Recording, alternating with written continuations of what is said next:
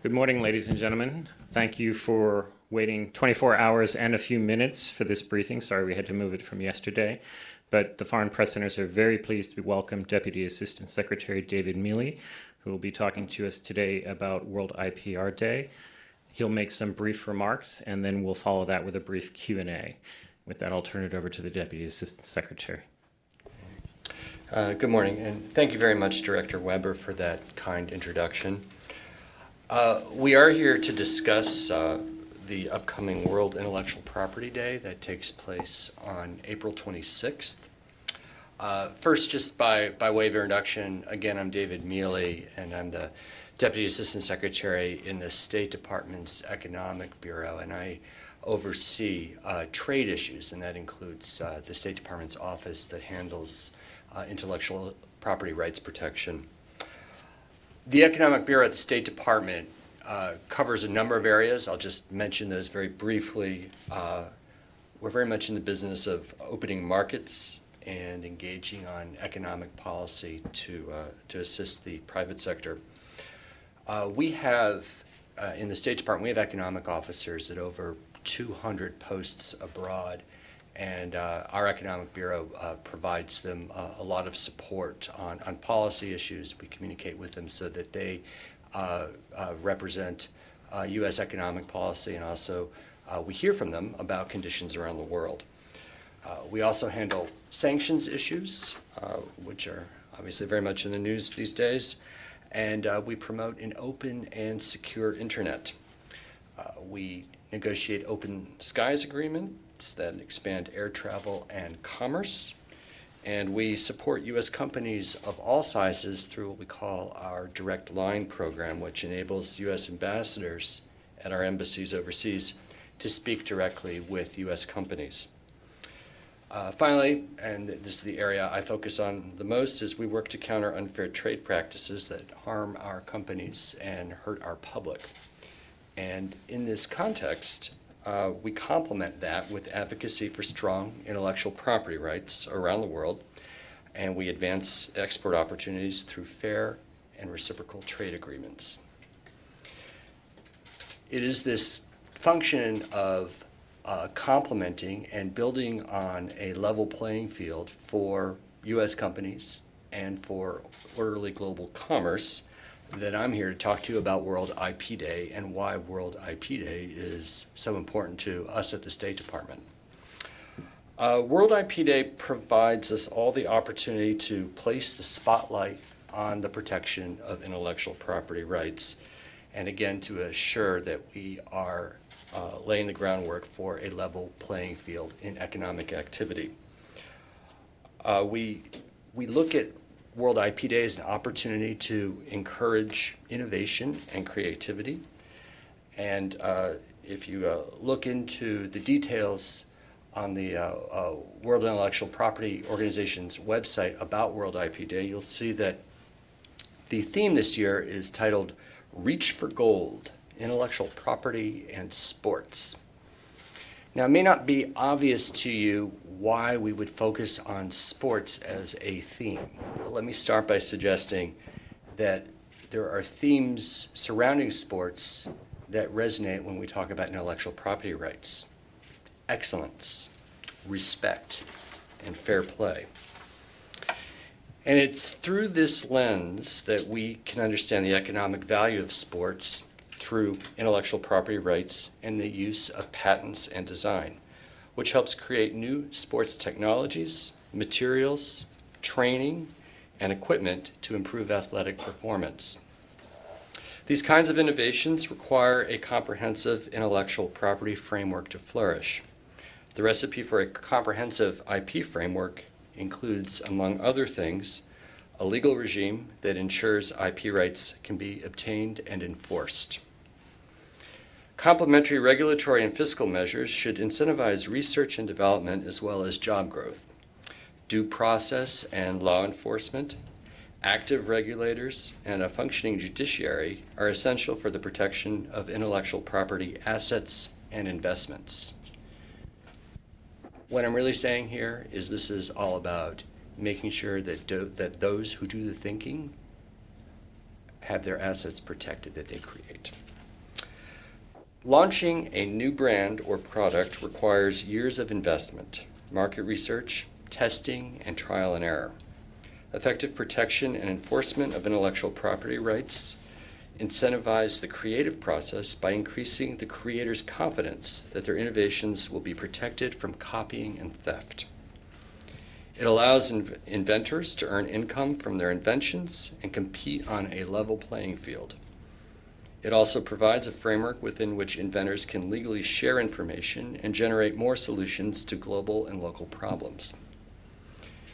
By purchasing counterfeit, pirated, or otherwise infringing goods, consumers not only steal the profits from legitimate vendors and manufacturers, but also devalue the hard work, innovation, and creativity of the intellectual property owners behind them. For instance, take a sports shoe.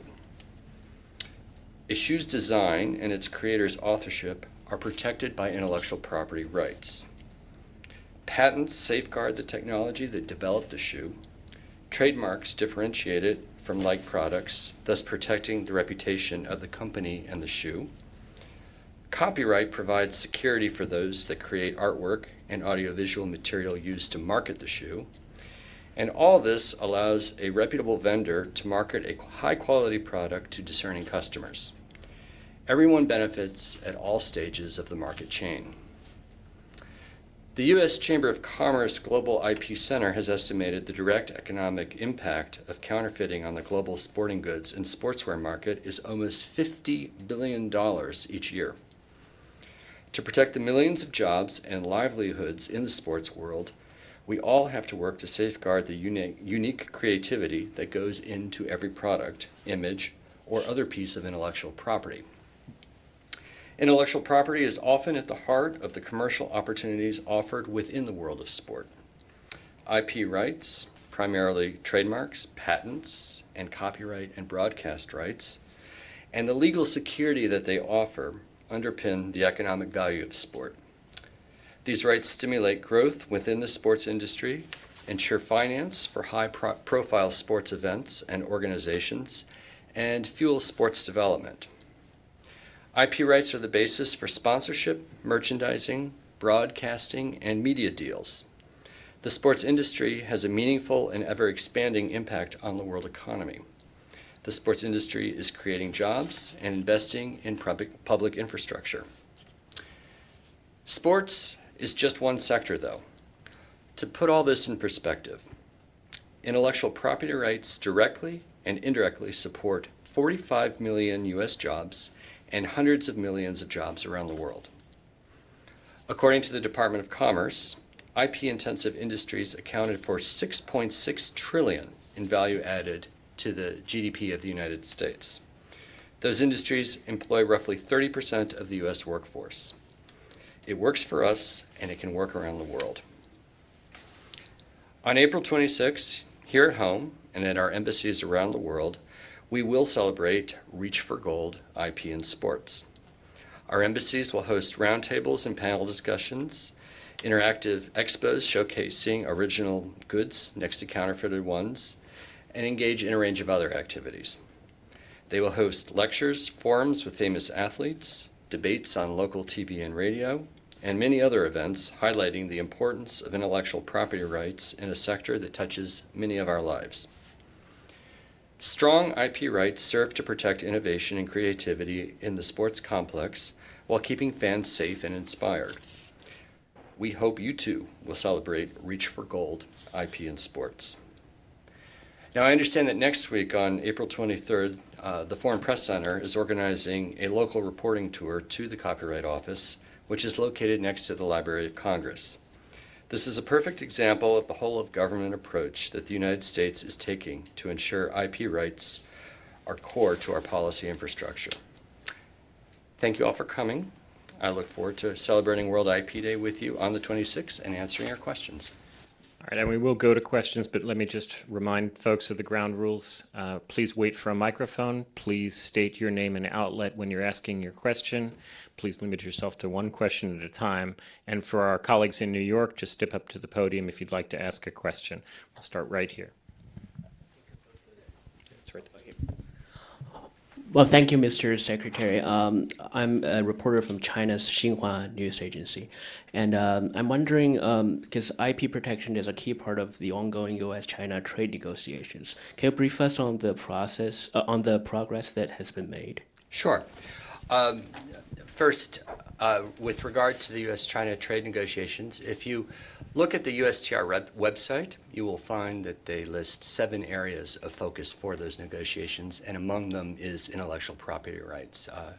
It is certainly among the most important of the areas that we are discussing. The talks continue. As you have seen in recent months, there have been 6 meetings back and forth, and there has been substantial progress made. The area of focus at this point is in wrapping up these talks. Our president and cabinet officials have commented about recent progress, but they have stated there is still work to be done. One area of focus is going to be enforcement, and that is under discussion right now. Thank you. Take one more in front here, and then we'll go to New York. Thank you.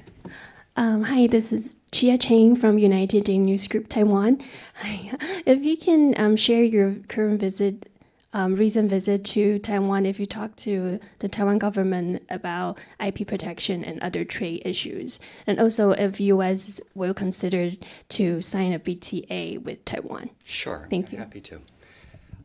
Yeah, I was recently in Taiwan, which I would note is the number 11 U.S. trade partner. Over the years, the United States has engaged Taiwan extensively about intellectual property rights protection, and Taiwan has made very significant progress. During my visit, I held a number of public events. I also met with government officials. We discussed the positive climate surrounding Taiwan's forward movement on intellectual property rights protection. One of the areas that we noted was that Taiwan has historically been a center for innovation, and Taiwan companies have been, the Taiwan private sector has been an important partner to the U.S. private sector in various areas of emerging technologies. With that in mind, intellectual property rights are more important than ever, and they distinguish Taiwan as a trading partner and as a source for investment, and also as an investment partner in the United States. Thank you. Let's please go to New York. Yeah, hi, this is Manik Mehta. I'm a syndicated journalist. When we talk about IPR violations, our attention turns invariably to China. However, there are also other countries where this is rampant, by which I mean IPR violations. And I would like to ask you, what do you think about the ASEAN region in Southeast Asia, notably countries like Malaysia, Indonesia, and Singapore, which together have come and formed the ASEAN Economic Community? I would like to hear your comments on that, sir. Thank you. Sure, thank you. My first comment is that the ASEAN region is an extremely important partner for the United States with regard to trade and investment. We have had many fruitful engagements with countries in the ASEAN region with regard to intellectual property rights protection. The issues vary by country, and I will direct you to the annual 301 report that comes out next Thursday for specifics on the challenges with regard to IPR protection in these countries. Thank you. We'll go to NHK, please. Hi, Momoka Nishimoto from NHK Japan TV. I have a question on Huawei. So a lot of countries, U.S. allies, are pushing back on the ban of Huawei or engaging in business with them. What is your stance? What is your response to those countries? And also, how do you hope to proceed on the issue of Huawei? Our focus today is World Intellectual Property Day. I will comment in that context, which is that there is a strong value placed in the United States on secure communication networks, secure supply chains. So when we are discussing communications, we want to make sure that we are working with technologies that are protected and technologies in which we have trust. That is the basis for many discussions around the world as we look to build 5G networks and we look to make sure that they are secure and serve the countries in which they are being placed. I will leave it at that. Sir, I'll take you. Hi, thanks. My name is Hu Zexi. I'm with China's People's Daily.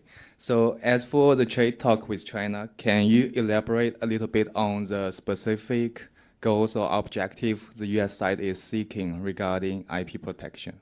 Thanks. I'm not going to go into extensive detail on those talks since they are ongoing. I will say as a general matter, though, that if you listen to the remarks I made up front today, we are looking for an environment around the world where the rights of those who do the inventing are protected. And a key element of that, and this involves China, but this involves everywhere, is patent protection, copyright protection, and trademark protection. With regard to the China trade talks, we are focusing on the protection of intellectual property rights, but also areas that are related to that, such as pressuring foreign firms to share technology as a condition of presence in a local market. I will leave it at that. Thank you. Sir, we'll take your question. Hi, thank you. My name is Omar Ashi. I work for the Maghreb Arab Press News Agency. Since this year's celebration theme is about sport, and you mentioned like counterfeiting regarding like boots and sport is mainly like soccer here. Football is very popular. How do you see that there is a room to balance between the copyright protection and the need to give accessibility, especially in countries that are poor and have not, especially that sport is something that unites, it has values, and countries like in Africa can't really get boots like Adidas or Nike, but they have all these counterfeit products permit them to play and exercise sport. Is there room to balance or give them protection of the rights of companies, but also give kids and the possibility to play and practice sport? Thank you. Thank you for that question. Embedded in your question are a few key points. First of all, when we talk about counterfeit goods, we have to remember that when we're discussing playing sports, a key element of that is safety. And counterfeit goods can put those who participate in sports in danger if they are using a faulty product. And at the same time, if those counterfeit goods misrepresent the company behind them, they can then ultimately expose a company to false charges, false liability, and they can harm the brand of those firms. With regard to accessibility, our view is that we start with the premise that we need to protect the assets that are legitimately created and acquired by the firms marketing these goods. It is then up to the firms themselves to assess the markets where they are marketing their products, and I'm sure that they are taking into account different income levels and ways to make sports and make their goods accessible, consistent with the need to protect their assets and consistent with the need, as I said, to make sure that what is marketed is safe and does not misrepresent their brands. Thank you. And with that, I will thank Deputy Assistant Secretary Mealy and thank all of you for coming. And I greatly appreciate his advertising our local reporting tour to the Copyright Office, which I hope you'll all choose to join. Thank you all very much.